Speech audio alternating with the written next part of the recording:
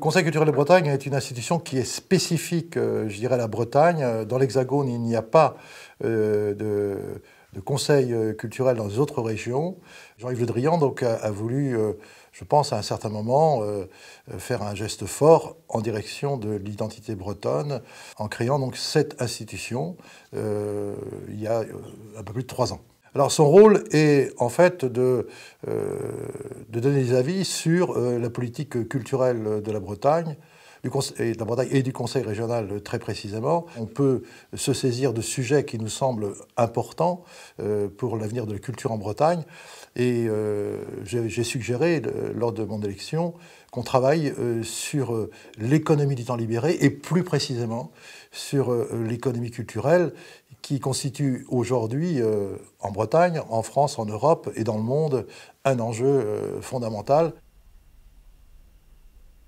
On va travailler avec Jean-Michel Le Boulanger, donc, qui est en charge plutôt le spectacle vivant pour faire court, mais aussi, bien sûr, Léna Louarn, qui est vice-présidente en charge des langues. Ça sera aussi, bien entendu, la vice-présidente en charge du patrimoine bâti, Maria Vadillo, et pourquoi pas non plus avec M. Burlot, le patrimoine naturel, hein, puisque l'homme marque de son empreinte aussi le patrimoine naturel. Et puis, il n'est pas exclu non plus qu'on regarde de plus près ce qui se fait en matière d'éducatif, ou en termes même de formation, je dirais d'une façon plus générale, puisque il y a des champs qui seraient bons, je dirais, que la région explore ou n'explore pas suffisamment en ce moment, qui est le champ, par exemple, des métiers d'art. Ces ateliers sont dans une situation délicate, alors qu'on en a besoin, je dirais, pour restaurer le patrimoine. On a besoin aussi pour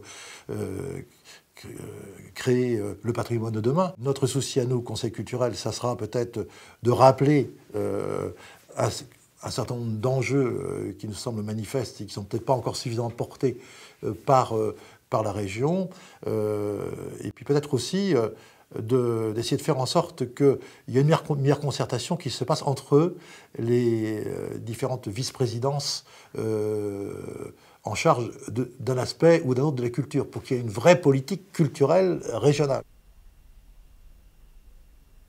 Ces membres ont été choisis en fonction aussi de ce qui existait préalablement, c'est-à-dire donc l'association Conseil culturel de Bretagne, et les élus de la région. Il y a actuellement 60 associations culturelles de Bretagne ou organismes qui sont représentés donc, au sein du Conseil culturel, plus 10 personnes qualifiées.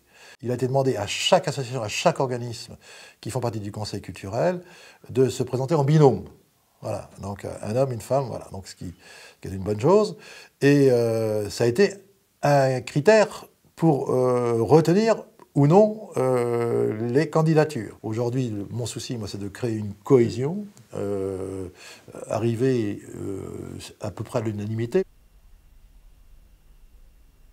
J'ai eu des appels téléphoniques assez nombreux en me disant les arts du spectacle vivant sont un peu en difficulté en Bretagne, tu as pas mal contribué à la promotion de ces arts, l'organisation de la filière aussi du spectacle vivant. Ici, il serait bien que tu reviennes un peu aux manettes sur ce sujet-là et que tu défendes la mise en place et la structuration de cette filière du spectacle vivant. Donc c'est un peu de ce côté-là que c'est venu. Il y a eu aussi, je pense, un certain nombre de sollicitations qui me sont venues aussi de la Haute-Bretagne, qui souhaitaient avoir aussi quelqu'un qui représente aussi l'autre aspect peut-être un peu moins connu de la culture populaire de Bretagne, qui est la culture galaise. Donc voilà, donc c'est en gros ce qui m'a décidé, donc ce qui m'a déterminé donc à me présenter aux élections, et la décision a été prise le vendredi soir pour le samedi ce matin. Donc voilà. Bon, les discours de Jean-Michel Le Boulanger par rapport à l'identité bretonne, par rapport à la culture populaire, tout ça, donc convient bien, si je puis dire, aux membres du Conseil culturel, d'une façon générale. Bon, après, il y a l'application. Et donc là, du coup, on peut devenir effectivement un poil à gratter de ce point de vue-là. Donc, et ne pas se satisfaire forcément de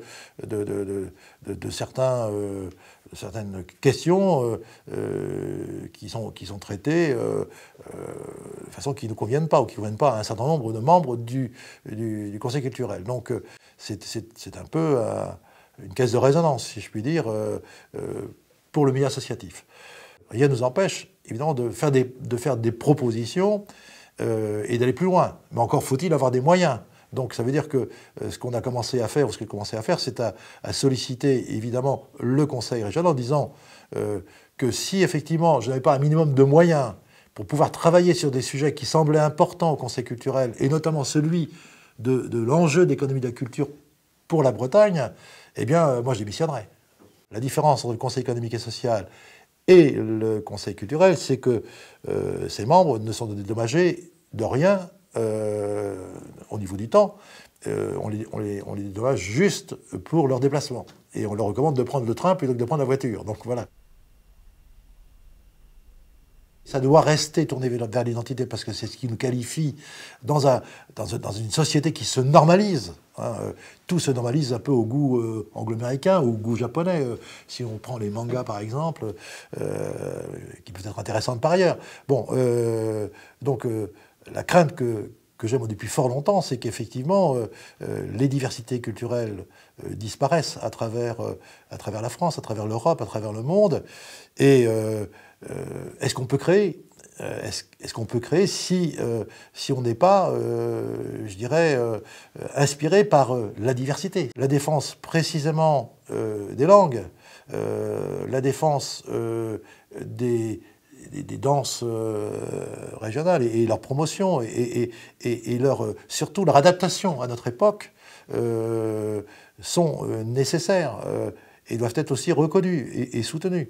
Donc l'idée fondamentale que j'ai, moi, en ce qui me concerne, mais elle n'est pas nouvelle, j'ai essayé de la mettre en œuvre dans le cadre des Tombées de la Nuit, c'est à Rennes, c'est d'essayer de faire en sorte que naisse, que l'Europe renaisse par la culture.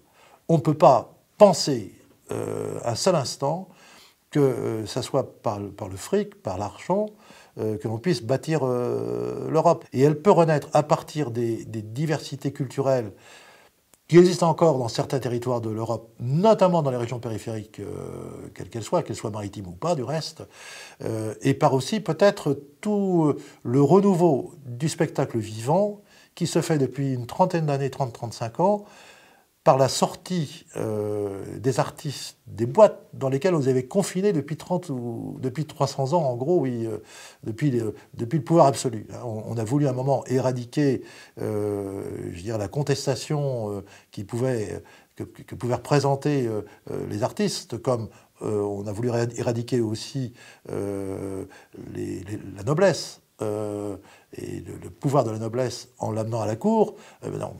Pour les artistes, on les a mis dans des boîtes et dans des théâtres. Et la grande nouveauté, je dirais, de la fin du XXe siècle et du début du XXIe siècle, c'était précisément que les artistes ressortent de la boîte pour se retrouver dans la vie.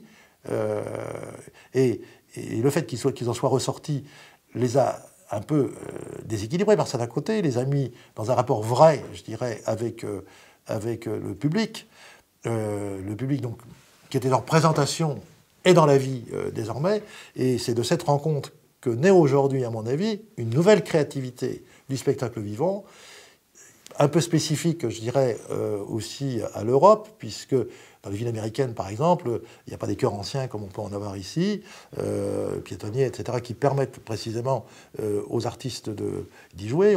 Ils n'ont pas forcément non plus de patrimoine comme celui qu'on peut avoir et qui peuvent être des cadres exceptionnels aussi pour les artistes du spectacle vivant.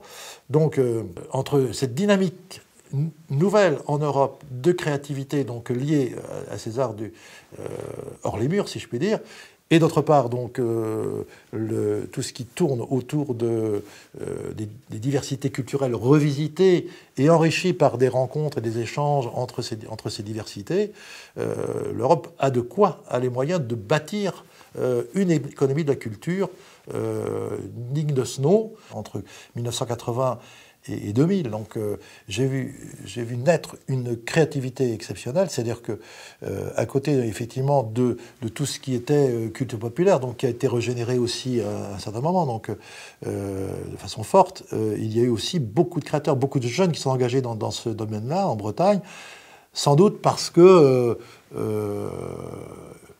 ils vivaient avec leur temps, tout simplement. Ils se rendaient compte de l'enjeu que représentait l'image, que représentait aussi le spectacle vivant d'une façon générale. Et tout naturellement, ils pensaient qu'il pouvait y avoir des emplois dans ce domaine-là. La Bretagne était bien partie, je dirais, pour aller très loin dans ce domaine et être peut-être le chef de file en Europe de ce renouveau culturel. C'est peut-être, pourrait sembler très prétentieux, mais je pense que la Bretagne avait cette force-là. Et quand, effectivement, j'ai passé des commandes, par exemple, au tombé de la nuit sur un certain nombre de sujets, comme le fleuve Atlantique, comme les périphéries maritimes et autre chose de ce genre, à chaque fois que je prenais des sujets comme ça thématiques, ou les îles, à chaque fois, je constatais que les artistes bretons du spectacle vivant étaient déjà sur le coup, étaient déjà en rapport avec d'autres régions de France, d'Europe, ou d'Europe, voire du monde dans certains cas, sur les sujets en question. Et qu'il y avait déjà un travail de relations qui était prise, etc., comme si effectivement les artistes de Bretagne sentaient ou pressentaient donc qu'il fallait absolument changer d'échelle pour pouvoir exister. Et quand j'ai dit à un moment que la Bretagne pouvait devenir la Californie de l'Europe, c'était en m'appuyant sur ces exemples-là. Et il est dommage que dans les années 2000, on soit passé à côté peut-être d'une politique plus volontariste dans ce domaine, alors qui a été ébranlée, je dirais, aussi et surtout, je dirais, par la crise de l'intermittence du spectacle, qui a déstabilisé un certain nombre de jeunes qui, précisément, donc à travers l'intermittence du spectacle, pouvaient s'exprimer, pouvaient tenter des choses dans ce domaine.